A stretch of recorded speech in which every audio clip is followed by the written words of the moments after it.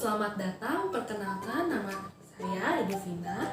Hari ini kita akan belajar mata pelajaran prakarya kelas 8. Materi kita hari ini adalah pengolahan bahan pangan setengah jadi dari serealia, kacang-kacangan, dan umbi menjadi makanan khas wilayah setempat.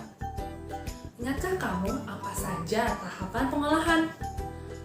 Mengolah bahan pangan bergantung pada tujuan, metode, kebutuhan, dan kegunaan yang kita inginkan. Dalam mengolah bahan pangan, kita perlu membiasakan dengan merencanakan atau merancang proses pembuatannya agar memiliki nilai kebermanfaatan sehingga dapat dipertanggungjawabkan secara ekonomi dan kebutuhan. Selain itu, hal lain yang harus diperhatikan adalah tahapan atau proses pengolahan dalam membuat suatu olahan pangan agar dapat dihasilkan produk pengolahan yang sesuai dengan kegunaan, enak dalam rasa, tepat dalam pengolahan, memiliki nilai estetis dalam menyajikan, maupun kemasan dan aman bagi kehidupan manusia. Nah, untuk mengingatkan kembali tahapan pembuatan pengolahan yang telah kamu pelajari di semester 1, berikut disajikan bagan alur atau tahapan pengolahan.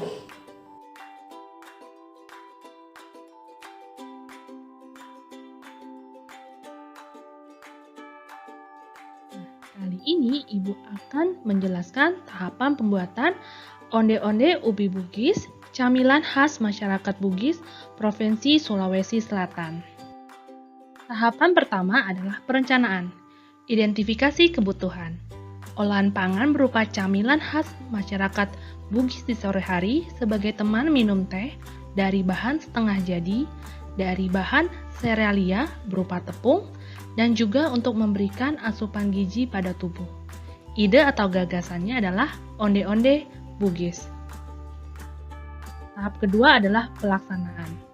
Pertama, kita harus melakukan persiapan. Mempersiapkan bahan dan alat yang diperlukan secara lengkap untuk proses pembuatan onde-onde Bugis. Yang pertama, kita butuh 250 gram ubi ungu atau bisa juga menggunakan tepung ubi. Kemudian 100 gram tepung ketan putih, sedikit garam, dan air hangat secukupnya untuk pembuatan kulit onde-onde. Yang kedua, 50 gram gula merah untuk isi onde-onde. Yang ketiga, 100 gram kelapa untuk dibalurkan pada onde-onde. Alat-alat yang dibutuhkan adalah pertama, panci untuk mengukus ubi ungu, membuat air hangat, dan merebus bola-bola onde-onde. Yang kedua, baskom untuk mencampur atau menguleni ubi ungu, tepung ketan putih, air, dan garam. Yang ketiga, pisau untuk mengupas kelapa dan ubi. 4. Parutan untuk memarut kelapa, atau kalian bisa membeli langsung kelapa yang sudah diparut untuk memudahkan. Yang kelima, sendok saringan untuk mengangkat rebusan onde-onde yang sudah matang. Proses pembuatan. Ambil ubi ungu, kemudian kamu kupas dengan menggunakan pisau. Hati-hati ya saat mengupasnya. Cuci bersih. Potong-potong.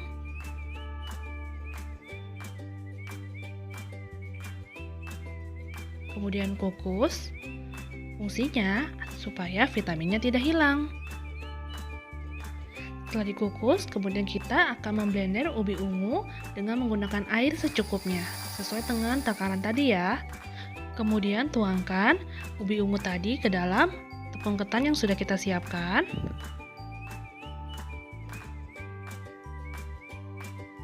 Lalu tuangkan garam. Kita aduk. Kemudian kita uleni dengan tangan sampai tercampur rata. Setelah itu, kalian bentuk menjadi bola-bola. Lalu isi bola-bola itu dengan potongan gula merah yang kita sudah siapkan sebelumnya.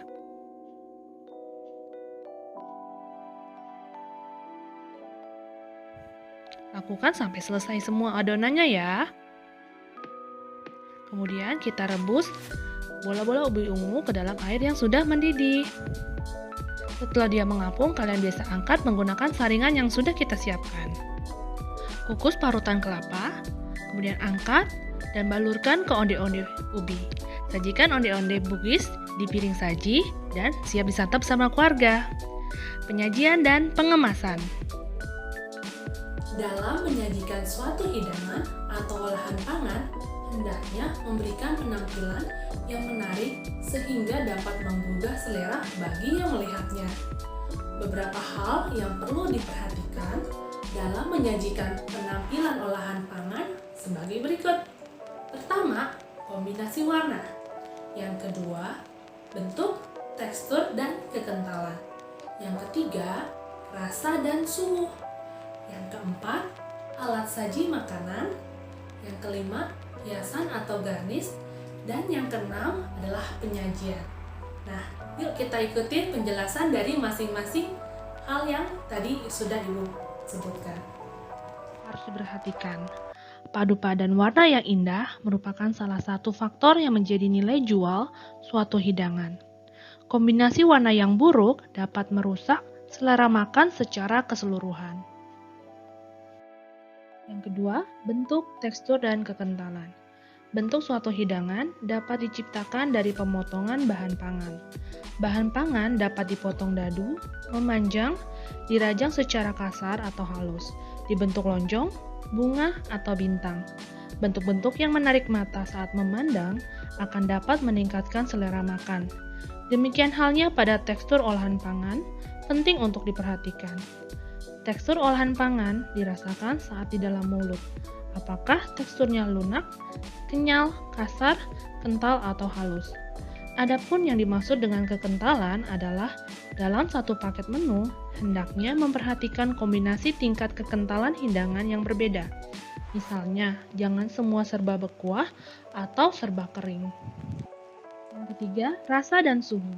Dalam penyajian satu menu, hendaknya kita juga perlu mengombinasikan rasa-rasa dasar seperti asin, manis, pedas, gurih, pahit, asam, maupun rasa yang sangat berbumbu. Suhu dari olahan pangan yang dihidangkan juga perlu diperhatikan. Ada olahan pangan yang enak saat dingin ataupun cocok dalam suasana panas. Misalnya, soto atau sop baiknya dihidangkan saat panas, sedangkan makanan penutup seperti es krim atau puding hendaknya disajikan dalam keadaan dingin. Yang keempat, alat saji makanan. Alat saji khas Indonesia sangatlah banyak. Hal ini sudah kamu pelajari di semester 1. Ada alat saji tradisional dan ada juga yang modern. Yang tradisional contohnya adalah wadah rotan dengan dialasi daun pisang. Sedangkan yang modern berupa piring khusus untuk menu hidangan utama, sup, maupun piring kecil untuk makanan penutup yang dilengkapi sendok dan garpu yang sesuai. Yang kelima, hiasan atau garnish. Hiasan atau garnish merupakan penunjang penampilan pada olahan pangan yang dihidangkan. Hiasan ini dapat memberikan aksen warna yang menggugah selera, bentuk yang bermacam-macam, maupun tata saji yang menarik. Yang keenam, penyajian. Dalam menyajikan suatu hidangan pada piring, hendaknya memperhatikan semua hal yang perlu ditampilkan seperti yang disebutkan di atas, yaitu kombinasi warna, bentuk, tekstur dan kekentalan, rasa dan suhu, serta penggunaan alat saji. Tidak lupa faktor yang sangat penting diperhatikan adalah kebersihan atau higienisnya suatu hidangan. Hidangan yang tidak bersih akan langsung merusak selera makan seseorang. Suatu hidangan juga dapat disajikan dalam sebuah kemasan. Dalam menyajikan suatu hidangan dengan menggunakan kemasan, harus juga memperhatikan penampilan yang telah disebutkan di atas. Nah, tugas kalian adalah membuat satu makanan daerah yang menggunakan bahan serealia atau kacang-kacangan atau umbi atau bisa juga gabungan dari ketiganya. Dokumentasikan seluruh proses pembuatan dengan menggunakan video atau foto tahapan dengan langkah-langkahnya yang mendetail. Kemudian kumpulkan hasilnya di web SSC. Terima kasih sudah belajar bersama dan menyaksikan video pembelajaran kali ini. Selamat berkarya, tetap kreatif dan jaga kesehatan selalu. Bye!